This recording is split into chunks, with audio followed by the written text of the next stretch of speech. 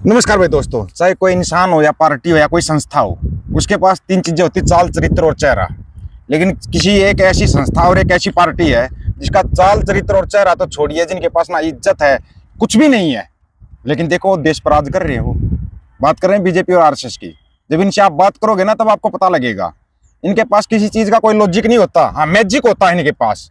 जैसे मुरली जी बोल देते हैं, मेरे सपने में राजा दशरथ आए थे, मेरे को बोलते थे उठो पुत्र अपना काम करो।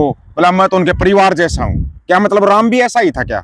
जिस राम को भगवान बोलते वो भी ऐसा ही था?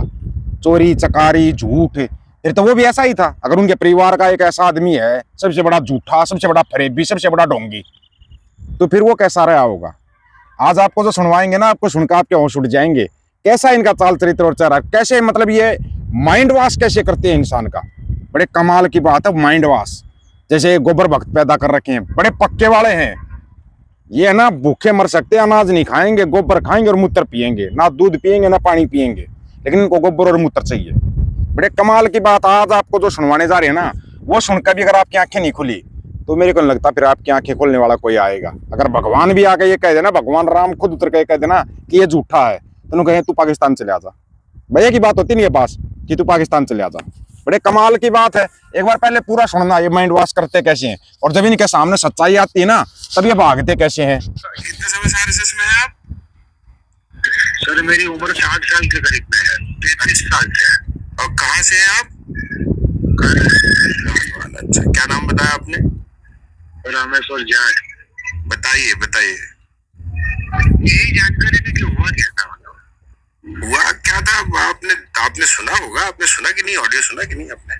हमने सब सुना, तभी तो पूछा। तो मतलब किस बात से हुआ था, मतलब ये दरअसल आरएसएस की शाखा लगी थी, हाँ, और सामने एक और शाखा लगी थी भीम आर्मी वाले की। भीम आर्मी वालों की नहीं थी, पर वो बहुजन समाज का संगठन है, उसकी थी, जो भी थी। तो उनकी शाखा में तिरंगा था और आरएसएस की शाखा में तिरंगा नहीं था। आरएसएस का तो भगवा रहता है ना सारा। तो पर आरएसएस का भगवा रहता है, पर आरएसएस तो जो है वो भारत माता की बात करती है। शाखा में तो तिरंगा लगाए, भगवा की क्या जरूरत है? वो भगवा भी रहेगा और तिरंगा भी रहेगा, तो तिरंगा कहाँ है?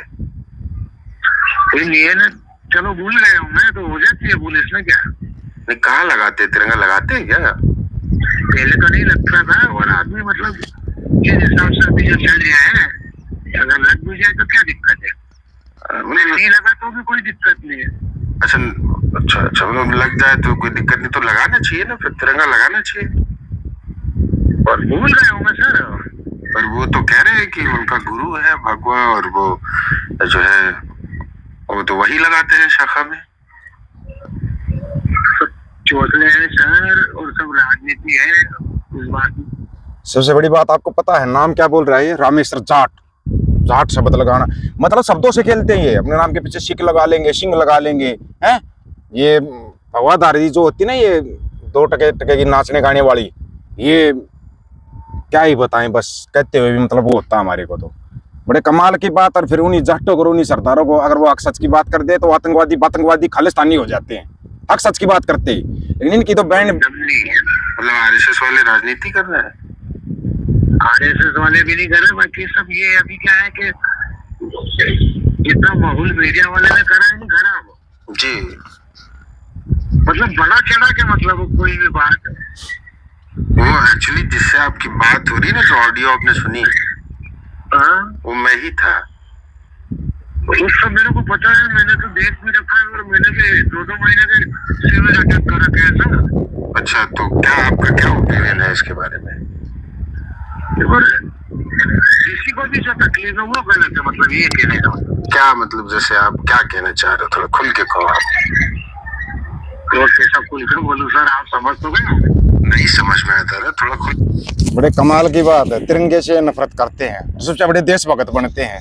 अब कहाँ गए बे वो चिंटू मिंटू, हैं चंगू मंगू भिख मंगू? अब तुम्हारी भावना बेनात नहीं होती। इनको तिरंगे से नफरत है, आरएसएस वालों को, बीजेपी वालों को। अब तुम्हारी भावना बेनात नहीं हो रही। अब तुम्हारे को नहीं लग रहा कि खतरे में है 100 करोड़ से ज्यादा की आबादी, वो हिंदू खतरे में है, हैं? बड़े कमाल की बात है। कभी सिखों ने बोला सिख खतरे में है? कभी नहीं बोला। दुनिया में सिर्फ 2 सिख बच गए थे ना, तब भी नहीं बोला सिख खतरे में है। लेकिन अपना राज कायम करके दिखाया, इसलिए बोलते राज करेगा खालसा। इसलिए हम खालसा राज की मांग करते हैं। खालसा राज के बगैर सुधार होगा भी नहीं। क्या बोलो, आप मुझे समझदार लग रहे हो।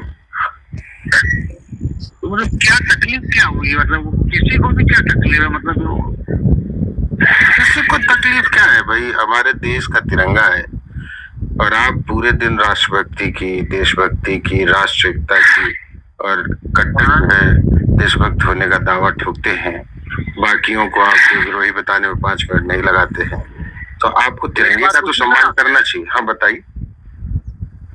भारत का झंडा तो भारत में लहरा सकते हैं, बिल्कुल लगा सकते हैं। भारत का झंडा हर जगह लहरा सकते हैं। भारत में क्यों, दुनिया का कोने में भारत का झंडा लहराना चाहिए। तो इस तिरंगे के चक्कर में तो बेचारी उमा भारती को मुख्यमंत्री पद छोड़ना पड़ा ना भाई।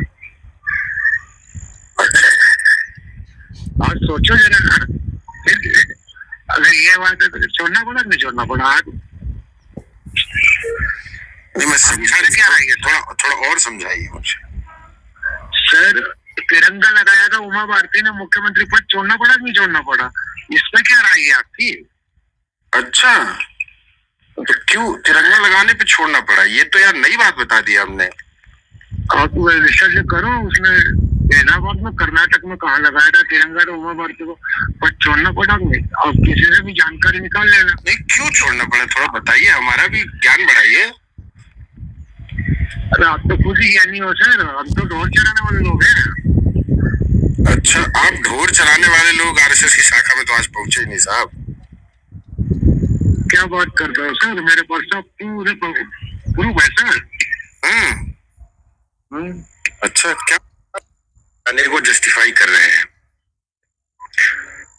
वहां किस तरीके के दंगे भड़के थे, किस तरीके की परिस्थितियां पैदा की गई, उसकी पूरी सच्चाई क्या है, उसको छुपा के उमा भारती का नाम जोड़ते हुए रामेश्वर साहब ये साबित करना चाहते थे कि तिरंगे को शाखा में न लगाना जस्टिफाई किया जा सकता है उस आधार पे। बड़े कमाल की बात है ना, ये सबसे बड़े देशभक्त है, सबसे बड़े राष्ट्रभक्त है, हैं? तिरंगे का अपमान हो गया, तिरंगे का अपमान हो गया। इन लोगों ने कब सम्मान कर दिया बे? फिर ये कहाँ के रहने वाले हैं, पूछ के देखो इनसे। पूछने का है दम किसी के अंदर? करेगा कोई इनसे सवाल? कोई सवाल नहीं करेगा। सवाल करोगे तो देशद्रोही, क्योंकि सबसे बड़े राष्ट्रभक्त तो ये हैं। ये तिरंगे को फाड़ सकते हैं, जला सकते हैं, गंदे नाले पर लगा सकते हैं, ये तिरंगे को से मुंह साफ कर सकते हैं, जूते साफ कर सकते हैं, ये देशभक्त हैं। और दूसरा कोई अगर बोल ले तो वो देशद्रोही है ना? कमाल की बात। ये कमाल सिर्फ अपने ही देश में होता है और कहीं नहीं होता, ये यहीं पे होता है, इंडिया में ही होता है ये कमाल। ये सबसे बड़े देशभक्त हैं, मतलब इनका कोई शहीद नहीं, आज़ादी की लड़ाई में कोई योगदान नहीं, लेकिन ये देशभक्त है। ये देशभक्त है पक्के वाले। तुम तो कच्चे वाले हो, तुम जो बॉर्डर पे ड्यूटी देता हो फौजी, वो नकली है, वो फौजी नकली है। जो हक सच की बात करेगा वो खालिस्तानी आतंकवादी है ना? बात यही। खालसा राज की बात करते थे, करते हैं, करते रहेंगे। हमें हमारा संयुक्त पंजाब चाहिए, हमें नहीं चाहिए ये कूड़ा कचरा। कूड़ा कचरा यही है और कुछ नहीं है। चिंटू राष्ट्र, मींटू राष्ट्र, फलाना राष्ट्र, ढिमकाना राष्ट्र, हम जब तक हैं तब तक चिंटू राष्ट्र की बात करते रहेंगे। अबे सबसे पहले तो चिंटू, तो तेरे जीजा को चिंटू बना लेना, तेरा जीजा तो मुसलमान है। बकवास करते हैं दूसरों के ऊपर, फिर धमकियां देने लग जाते हो। ये हालात है इनके। आप लोगों की क्या राय है? अपनी राय रखना, आपकी राय के अनुसार रहेगा। सभी साथियों को राम राम, नमस्कार, आदाब, सत श्री अकाल। वीडियो को ज्यादा से ज्यादा शेयर, चैनल को सब्सक्राइब, बेल आइकन को जरूर दबाना दोस्तों। ऑफिशियल दीपक फौजी यूट्यूब चैनल, बात हक और सच की करेंगे, हक सच की बात हम करेंगे। वीडियो को शेयर करने की जिम्मेवारी आप लोगों की है। गज के आखो, वाहिगुरु जी का खालसा, वाहिगुरु जी की फतेह।